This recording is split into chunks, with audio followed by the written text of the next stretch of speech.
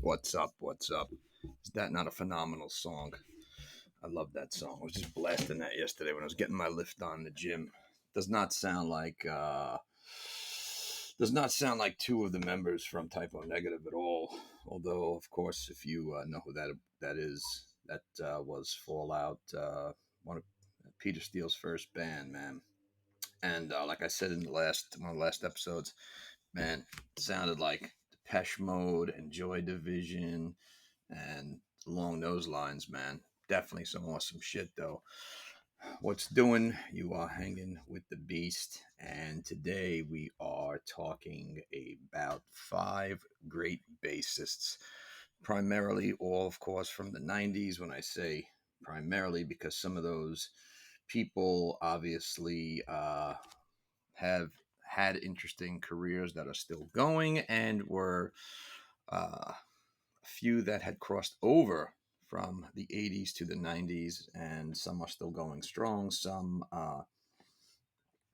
little sip of the black coffee there as my soul black. Some of them are either, just I guess maybe not doing it no more or doing something else, which always makes it interesting. But nonetheless, that's what this episode is dedicated to. 5 great bassists that I've always or come to like even more through my time as a music fan. And obviously, opening the show with Fallout and Peter Steele, I'm going to go with Peter Steele first on the list. And again, I'm not, I don't do the whole thing with the list being a certain numerical order. It's just a list that I've compiled. And I just find sometimes when you do things in a numerical order, I don't know, some people could, how could you put this one first, that one first? It's like, listen, man, that's not the reason why I'm doing it. But again, I just compiled this list, just a top 5. And also on that note, speaking of the number 5, of course, I could have added so many others. But like I said before, what I will do from time to time is dedicate several episodes to different areas. So we'll have maybe, top 5 guitarists as we did before, top 5 bassists, top 5 drummers, top 5 lead singers. And, we'll go on and on and on. And the more we go on with those, the more obviously we'll name, because I keep saying "we'll" as if like I'm if I have multiple personalities or something like that. Because there are so many of them. And again, it was such a wonderful time period in which so much great music came out of this. And we were so lucky to have so many great musicians who really got propelled, I guess, to stardom and got their stuff on the map, as to say, whether it was MTV, VH1, The Box, or maybe on the cover of certain magazines and whatnot. When people did read magazines, if people do read magazines anymore, which I really don't anymore. There's no more Maxim. Maxim used to be the shit back in the day. There was another magazine called Stuff, was the shit back in the day. The only thing I'll really read right now is probably, there's no sporting, there's sporting news, but sporting news basically does the breakdown of football, basketball, baseball, hockey. I'll read that a little bit. But other than that, if anything, I'm going to read a magazine, it's going to be something from the past. Oh, how times have changed, not for the better. That being said, let us move on. So number 1 I had said was obviously Peter Steele. And it's funny, the more I always, the more I listen to Typo Negative, the more I appreciate it. You appreciate an artist, obviously, the more you hear them, no matter how many times you hear them.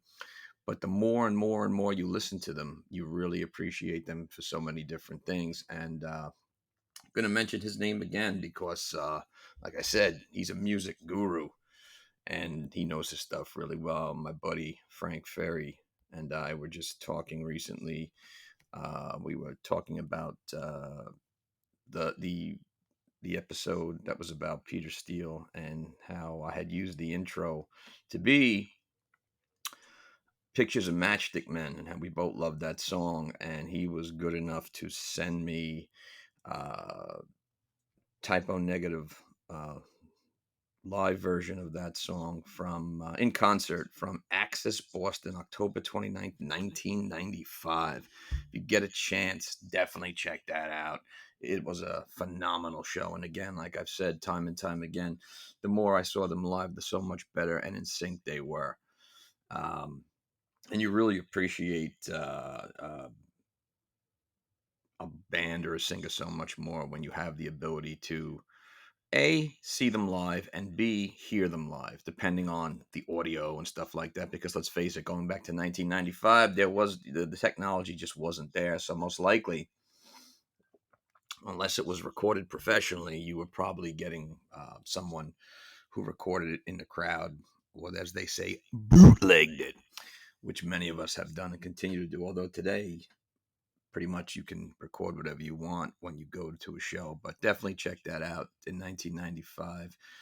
Typo Negative at Access Boston. I've never heard of the area, Access Boston. I don't know if that's the club or if that's, I don't think that's an area in Boston, but it was a phenomenal show. And you hear them do a version of Picture of Matchstick Men live, and it sounds phenomenal. You really appreciate his voice. You appreciate the music. They were so in sync. So, yes, Peter is number one. As you all know, he had that amazing, one of a kind, unique sound with his bass that you can hear in pretty much every song. It was something that was obviously unique and stood out by itself, as was Peter. And I think he goes up there, obviously, with my top favorite bassist of all time. I think that he, I think he brought something different to the instrument, as great artists always do. And you'll see that the other people I have in this list, I think that you will all appreciate the fact that they all kind of had something interesting on their own that they created, or something that they borrowed and made their own. Because let's face it, no one really ever, I mean, yeah, you do create things, but the greats, what they do is a lot of the time is they, whatever they're listening to, whatever who's inspiring them, they take from what they're inspired by and they go from that. We've seen that, wow, to whomever the artist is, whether it's Elvis or Johnny Cash, whether it's Guns N' Roses, Typo Negative, they all had precursors, I guess, or well, the precursors to them, but they looked up to certain people, and it could have been from so many different genres of music, but nonetheless, they took something from them and made it their own. And I think Peter had that six-string bass, okay, that you can really appreciate those really, low, intense sounds that just kind of brought out the great sound, or made the great sound of the music even better for Typo Negative. Um, and again, seeing them live, you can always appreciate it a lot more, especially his sound. But he's definitely on that list. I always thought that, again, like I said in the last episode, jack of all trades, where the gentleman is able to write music, be the lead singer, and play the bass. And these gentlemen you'll see that I have on this list, for the most part, all do that. And again, we're talking about people who are true artists, true to the art form, in that they're not just doing one area, doing something in one area, they're doing something in many different areas, which always makes it really interesting. And again, I think that Peter had that unique sound on bass, which blended into the unique Typo Negative sound that they were able to create on their own, and therefore bring something together that was natural. And it's quite rare, I think, in music when you're able to do that, especially when you're able to do that and do it for a long amount of time, for that matter. When you're able to cross over into different times from the 90's to the 2000s, or maybe even before, you're able to kind of hone that same sound and take it with you. And it becomes a staple for what you guys are known for, and that's, I think, again, one of the main reasons why he goes on this list. He was also, like I've said before, very intelligent in terms of music. Knew exactly what he wanted to create and how everything was supposed to sound. And I think that it's, again, genius when you are able to come to that conclusion and kind of block out whatever else there is, because I always find that the greats, what they do is, like I said, they make things their own or go in their own direction. And around them, sometimes you have a lot of naysayers that are just trying to tell them this can't work, that'll never work, don't do this, don't do that, no, this. But they do things on their own, and it just works out for the best. And I think that he and Typo Negative were really lived that that identity, which made them so wonderful and made them unique and stand out. And again, I think that sometimes an artist, when they are able to add their own unique sound to and blend it with wonderful other stuff and make it come together as one, it just makes things so much more valuable and come together. So Peter, definitely on my list as one of my favorite bassists of all time. Definitely go back if you can through the catalog and listen carefully for that sound. You can't miss it. It's unique. It's probably I guess to the most extent one of a kind. Although if you go back earlier in time, you may find other groups that obviously inspired Peter and Typo Negative, such as Black Sabbath and whatnot. So Peter, definitely number one. Number two on my list is the great, great, great, great, great Duff Mckagan from Guns N' Roses, of course, where he was what he's known for, and of course from Velvet Revolver, as well as my God, he's played with so many other different wonderful groups, whether it's the Hollywood Vampires, the group Loaded, Neurotic Outsiders, 10 Minute Warning. The guy had a band called The Farts. You gotta respect the guy that has a band called The Farts, man. Fastbacks, The Gentleman, Jane's Addiction, Walking Papers, Sebastian Bach, on and on. Love Duff, man.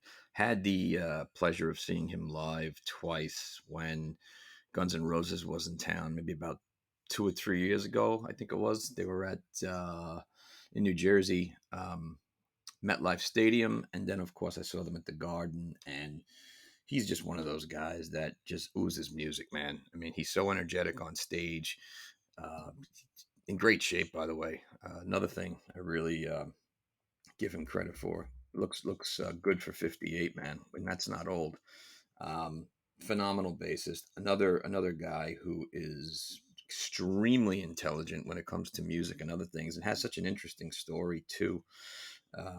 Everybody knows, of course, that he was from the Seattle scene, which was very interesting. So obviously, he got a lot of his early influence from the wonderful bands that were in Seattle. And I think just being part of that scene says a lot about somebody, especially in the time he was coming up, which was among so many other wonderful musicians and bands. And of course, like most musicians, he got his start early on in the business and, moved upward through the 80s in several punk bands, and then made the move to Los Angeles in 1983 and did what most artists do is they find a job that was a survival job, and then they look for an outlet uh, that's in their area of expertise. And of course, the rest is kind of history. He meets up with Slash, Steven Adler, and lo and behold, they would that would be somewhat of the beginning of Guns N' Roses. And from there, everything was, on the up and up. Obviously, everybody knows the large amount of fame that Guns N' Roses had, and especially in the late '80s, there when they had Appetite for Destruction. I mean, there was no bigger band than them. You couldn't go anywhere, probably for the most part, without hearing "Welcome to the Jungle." it became just like one of those songs that was always playing on the radio. And to this day, it's still like again one of those main staple songs that you just can't get away from. Thank God, because it's one of the greatest songs ever written. And then, of course, Guns N' Roses found luck in '91 with "Use Your Illusion" 1 and 2, Spaghetti Incident, um, and then unfortunately they broke up for a bit. And it's really interesting too because if you have followed Duff or are um, familiar with him, he's written two really good books. One is called "It's So Easy and Other Lies," I believe, and the other one is called "How to Be a Man." And in the books, the first one, I think he basically talks about. He basically talks about his life in Guns N' Roses and whatnot. And his life was extremely interesting. Just takes you basically through his duration, being part of Guns N' Roses previous to that, and then after his personal struggles with addiction, how he overcame them, him getting involved in overall wellness, physicality, and stuff like that. How he maintains his physique, getting involved in that, meeting his wife. Um, it's a phenomenal read, man. A very interesting book. And then the second book is actually How to Be a Man. Kind of is a little different and kind of talks about his just about the things that he follows. And I think he talks about also too his venture to becoming a wealth management firm for musicians. He went back to college actually during when he had the time, and he had actually gone back to college. And eventually in 2011, he founded what's called Meridian Rock. I think the way it was is that he had been cheated out of money in the band for some reason. And he was told how he was missing a lot of money, and he had gone back to school to kind of learn the business. And he obviously took a huge step forward and established this company to help musicians because, like everybody knows, a lot of the time, unfortunately, musicians get cheated out of money for whatever the case may be. And it's definitely affects their finances and whatnot. And he obviously has a goal in mind to educate musicians about their finances, especially that's so important for younger ones who are just getting into the business, of course. And it's definitely always great to have a veteran like him who knows the business in and out. And he's been involved, like I said, in so many other different bands. It's ridiculous. Everywhere you go, he's playing with somebody, and always just I've seen a lot of interviews with him, and he always seems like an extremely positive, friendly guy, which is always a good thing to hear. But you can always appreciate his sound. Again, one of the type of musicians that was able to add and create a wonderful sound as we know as Guns N' Roses. And again, it's a one of a kind type of sound that can't be duplicated whatsoever, as we all know. Um, Other than being parts of several bands, he's had you know he's had so many other groups that he's either played in or been the leader of, which is amazing. I mean, he's got a phenomenal resume. Whether it's solo studio albums, "Believe in Me," "Beautiful Disease," "Tenderness." He had an album with the Neurotic Outsiders, with Loaded, Velvet Revolver, of course, another group in which they created that one of a kind sound that was, I guess people use the term supergroup, but for whatever the case may be, they were kick ass for the short time they were around. He's played with Jerry Cantrell, and the good thing too is you always he has a lot of friends within that music scene. You know, he's friends with various members of Pearl Jam and whatnot. And again, always one of the many positive and very interesting and very well spoken and educated type of musicians. He also has I think he and his wife do, they host a radio show. I want to say is it Lithium? I don't know the time blocks when he does it, but they're definitely on there. And I guess they pick their hits, whatever, similar to what Tom Morello from Rage Against the Machine does on that station. But yeah, man, Duff is kick ass, man. If you get the chance, definitely see him live in concert. I did not get the chance to see him when he came back around solo, which I regret. I know he was in New York City here. I forgot the name of the place he was playing at, but I really would have liked to see him. I think he was with Shooter Jennings, or although I could be wrong. This is going back about 2 years, but definitely check him out. His daughter actually has a band too. Great genes, man. And in terms of music, I mean, who better than to, if you're gonna have a band, your dad is Duff, man. That's awesome. And then if you get the chance, definitely check out his two books, two excellent reads, man. So moving on to my next bassist, obviously, everybody knows who he is, the great Flea. Okay. Listen, how could you not like Flea, man?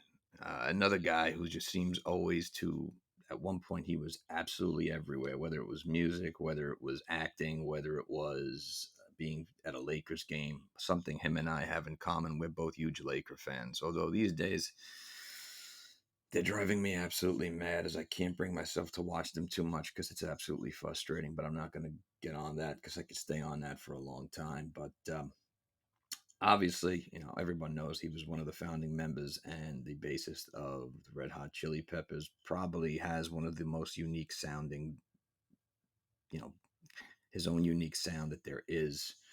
And again, another guy who I find to be extremely intelligent in terms of music, extremely intelligent all around, and just one of those artists that's really submerged in music. And it's always interesting to see that because I think it's those people that really have the best knowledge of it for that matter, or can go the can go the farthest and be the most flexible for that matter. Again, when I say that he's got his own unique sound, it's very funkish, psychedelic, punkish. And it's funny, I was listening to Red Hot Chili Peppers, I think it was last week or the week before, and they're another wonderful group that, again, has crossed over from the 80's to the 90's and keep going.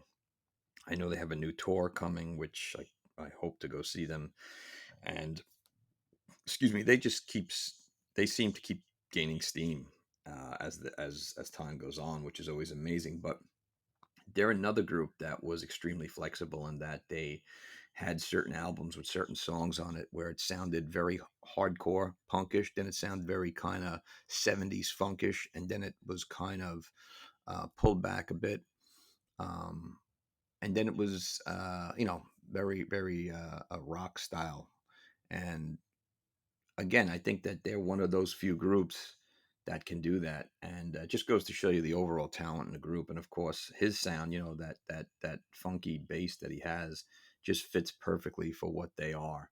And you've seen them on various different albums. Go from you've seen the band go. Their sound kind of changes. I think, especially early on in their early work, it was a little more hardcore punk, and then it got a little more, I guess, kind of rock, if you want to say that. Although when they did One Hot Minute, which had Dave Navarro on it, the sound was definitely a little different. I think you can hear it for the most part. And then, of course, later on, when they had their other two albums, of Californication, everything, it always seemed that they were changing their sound with each album, which is really rare and really hard to do. Just again, a phenomenal group all around. But Flea is amazing, man. I've never had the pleasure of seeing them play live, but go and watch a lot of videos that in which you can really appreciate the bass sound, or listen to a lot of their catalog of music, and you really can appreciate his sound because it's like the backbone of the music for that matter. And it's really prominent. You can hear it really well. And another thing I loved about him is he was an actor too. I mean, like I said, there was a time when he was everywhere. I mean, I used to see him in so many movies popping up here and there that, again, being young at the time, you didn't put two and two together. But one of the first ones that comes to mind was Back to the Future 2 and 3. He was I forgot what his name was in that. Was it Styles? I forgot what his name was. He's the guy basically you see on the screen in part two, when him and Michael J. Fox are older, and gets Michael J. Fox to, I don't know, kind of tap into that the company thing where he ends up getting fired. And then in part three, he races him in his truck. He also was in a chase with Anthony Kiedis. They were in that. I think they were like two. I forgot what they were doing. They were chasing after Charlie Sheen and Christy Swanson. He was in Fear and Loathing in Las Vegas, that famous scene with Johnny Depp in the bathroom. What's the trouble? When they're all high as kites and shit like that. And he's licking forgot what he's licking off his sleeve. Obviously, everyone knows he was in the Big Lebowski. He was one of the those Nazi dudes. We cut off your Johnson. So I always liked him, man. There's a good special I saw. I think it's a tribute to Brian Wilson and the Beach Boys, and the Chili Peppers are one of the bands that open up, and they're doing their version of "I Get Around," and Flea is all over the stage, just like dancing, hitting the bass and everything. I remember watching it with my pops, who's a huge Brian Wilson fan and Beach Boys fan. He's like, "Who the hell is that?" I'm like, "That's the Red Hot Chili Peppers." And he was, "Who's the dude dancing all around the stage?" I'm like, "That's Flea, man." He's like, "Flea?" I'm like, "Yeah, Flea." But again, anytime, a lot of the time you see them performing, he's just all about the music, man. He's all over the place.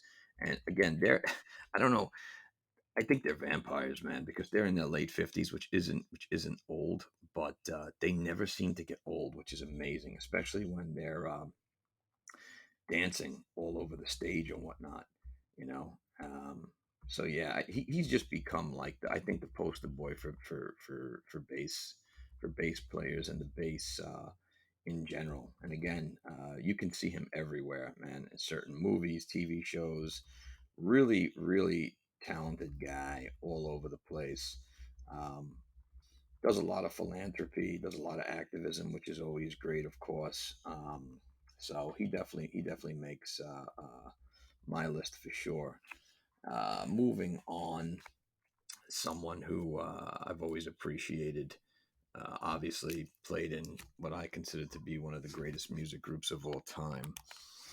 Um, Robert Deleo from the Stone Temple Pilots. Again, I think another gentleman who was able to create a sound within a group and made it their own, primarily for those albums in which they had I'm sorry, Scott Weiland as their lead singer, because I haven't had the pleasure of listening to a lot of the new stuff. Just haven't really got around to it. And of course, he's his older brother is Dean DeLeo, and he obviously lead guitarist for the Stone Temple Pilots. That's kind of cool when you think about it. Growing up, you and your brother, or you and your sibling, are playing instruments. Lo and behold, you go on to create one of the greatest music bands there ever was, one of the most famous music bands of the '90s, and put together so much wonderful music, because he also was a songwriter and had a hand in writing a lot of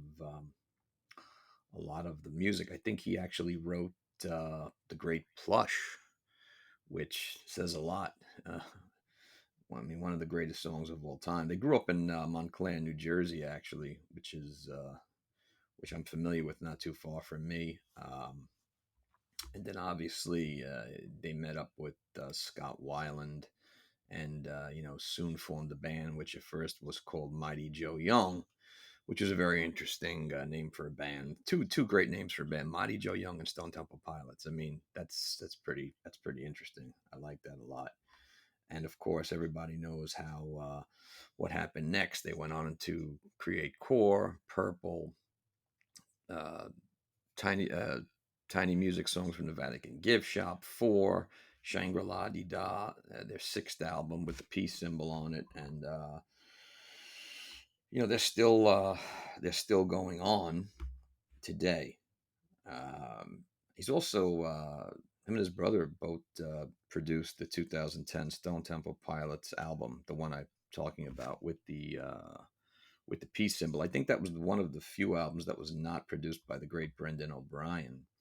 But again, this is a gentleman who I feel, like the other gentlemen I've named so far, extremely intelligent in terms of music, extremely immersed in music, and knew exactly what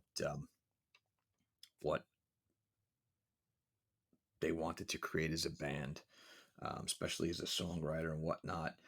Definitely, I'm sure that he's had some wonderful influences in his life, because if he's what 56 years old, you got to think that before him the greats would have been the Who, and a lot of those wonderful bands, or maybe it was other albums in other groups like Led Zeppelin, stuff like that. So you can really appreciate artists from this time because of a lot of who influenced them. And even today, I think that's the thing that you kind of look for a lot of the time, especially with the younger acts, is who was their who were they listening to, who influenced them, who were their inspirations. And I think you find it to be extremely interesting when they have and know their music history from the past, which unfortunately some people don't. It's always really interesting to see when these new groups or new acts have a deep knowledge of music and are familiar with so many different acts back in the day. But listen, again, I I think that they were the backbone of that group, without a doubt. They had their own sound. Another group that over time was able to stretch their ability in terms of sound. You go from that first album of Core, it's hard, man. It's perfect for the time. It's just right in your face. You've got that wonderful, to describe it, I would kind of say rough edged, uncontrollable, uncageable, scrappy sound that just friggin' works. And then they just had the ability to, especially go and watch them live. I watched a video on Instagram recently, and it was from 2000 something, and it was them doing, um, I forgot what song they were doing from the album 4, but it was absolutely kick ass. And I've seen several other videos on Instagram as well, even going back early. I think it was on Letterman, the early days of Stone Temple Pilots, when they were doing Wicked Garden. And again, you can really appreciate them and him live. I mean, they kick ass, man. Seen them live twice. Great, great, great times. Yeah, Deleo, man. I think, again, in my opinion, both of them, him and his brother, will go down as one of the best, guitarists and bassists in a band, big time. Um, Definitely one of my favorites, man. What a combination, too. Like I said, how cool it is to play with your brother and just kind of bounce off each other. So, yeah, man, Robert DeLeo is on my list for sure. Coming out to number 5, although not in numerical order. Had to think about number 5. It was a little hard for me because I have so many favorites. And there are so many wonderful musicians out there, but I wanted to find someone who I could really appreciate and appreciate the music in which they were part of. Now, what's very interesting about this bassist is that he's with one of the greatest bands of all time, one of the most famous bands of all time that is still going, although he's not part of them anymore. But I feel that he was with them kind of during their very important times in terms of churning out one of the greatest albums during the 90's that we spoke about when we talked about some of the best albums ever. I am talking about Jason Newsted, who used to be the bassist from Metallica, or one of the bassists from Metallica, of course. And again, I mention him because, you know, he joined them in 1986, This is, of course, after the unfortunate death of Cliff Burton, who died when the band's tour bus had crashed. And they were searching for a new bassist, and they supposedly had considered so many different musicians for the position. Some of the gentlemen that they were looking into was the great Les Claypool, various others, and they went with Jason Newstead, of course.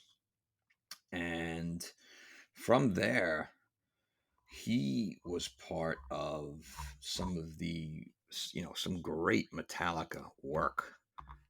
I mean, in my opinion, I can only go by that, because I know that Metallica is a very interesting group, and that you find that they're, like I said, there are certain fans that I had run into this gentleman one time. I don't know where I was, but I had bought the new album. I had mentioned this earlier, and he saw what I was buying, and he tried to talk me into not buying it because it wasn't. They're not the same band. It wasn't the Big Four, whatever the fuck. I don't know. I just kind of like, yeah, that's great. Go eat some Pepperidge Farm goldfish, whatever. I never followed that. But some feel, I guess there are some people that don't think, because it's not, it wasn't the same band, or that they changed from the 80's to the 90's. Well, yeah, I mean, to some extent, but you got to allow that sometimes. It just shows the genius in which the band changes. Again, if it's in a positive direction, and not to shit on people, but if it's a band like Coldplay, or a band like U2, who two phenomenal bands, I don't know what happened to them after that. Um, you know, then I could understand it. But Metallica, if anything, just got better and better. So, again, he Newstead was part of some phenomenal work that they were able to churn out during the time. And it's very interesting, too. One of them was at the end of the 80's, which was, of course, Injustice for All. And again, had a lot of great hits off that album, which went on to sell a lot. And Justice for All, Eye of the Beholder, Harvester of Sorrow, and on you go. And then after that, of course, they put together Metallica, or the Black Album, in 1991, which I feel is, again, if you're going to make a time capsule of the 90's, and it just has to do with musical albums, that's one of the albums you put in there. I mean, come on, man. It's not even funny. No one can pass this album up and say it's not one of the most phenomenal there ever was. Enter Sandman, Sad But True, The Unforgiven, Wherever I May Roam, Don't Tread on Me, Nothing Else Matters, The God That Fell Over Me. Come on and on and on and go. So Newstead is part of that. You know, I mean, he was able to be part of that wonderful sound in Metallica. And again, at a time in which they crossed over from the 80's into the 90's and were just blasting away. And then after that is Load and Reload, you know? So I really, really, again, like I said, thought about who I would have for this at number five. And I had to put him here, man. I think they were absolutely kick ass with him. And it's no disrespect to Robert Trujillo, because he's great too. It's amazing how Metallica is always able to find wonderful bassists to help complete the band. Obviously, the other three have been mainstays, but it's never an easy thing, because I guess for the most part, and what do I know, you want to make sure that musician goes along with the sound and has exactly what it is you're looking for. And obviously, Jason Newsted was kick ass, man. He played a kick ass bass. I know he's not with, of course, obviously, he's not with them anymore. I believe he resigned from the band, supposedly, from what I had read, which was in, I think, 2001 or 2002. And of course, they went on to the great Robert Trujillo and whatnot. But he's also played with Ozzy Osbourne. He's played with Rockstar Supernova. I think he has an art career as well. So, and again, another guy who, well versed in music and has a lot of has a lot of other outlets, which is always great, man. I think you can really appreciate a musician or an artist when they have various other outlets that shows their intelligence other than music. One that comes to mind is Maynard James Keenan, the great lead singer from Tool, who's also the great lead singer of A Perfect Circle and Pussifier. But he's also has his own wine vineyard. He also has his own pizzeria. I mean, that's an intelligent dude. And if you've ever heard him talk on interviews or whatnot, extremely intelligent. Love Maynard James. But getting back to Jason Newstead, yeah, man, I had to put him on this list again because I think he was to be part of a band that had had so much fame from the 80's, had those several albums where they had that hardcore sound, and then to cross over into the 90's and be part of one of the best albums ever says a lot about you. So I had to definitely put him there. So those are my five. Going back, just looking them over, the great Peter Steele, the great Duff Mckagan, the great Flea, the great Robert Deleo, and Jason Newstead. And from time to time, like I said, I will always have another show dedicated to a certain, whether it's a lead singer, a lead guitarist, bassist, or drummer. And of course, being old music from the 90's, we all know that there were so many of them. Even if they didn't have maybe longevity of fame or whatnot, for whatever time that they were really prominent in, I think you have to appreciate them, especially in this time frame of 10 years. So you've been hanging with the Beast. I'll be getting back to you with some more content very soon. Please, if you get the chance, go to the YouTube channel and subscribe. I appreciate it. Um, what I'd like to do with everyone who subscribes to the channel is I send a naked picture of my mother holding a Chicago Bears flag up. No, I'm just kidding. God forbid. Going to hell so fast. No, I really appreciate it, man. Thank you so much for listening. And if you want, hit me up anytime. I would really love to hear from people, their opinion. Maybe you disagree with me. Maybe you agree with me, whatever. We'll send each other Christmas trees and stuff like that. You can find me on Instagram. You can find me on Facebook. But this is The Beast, and I am out.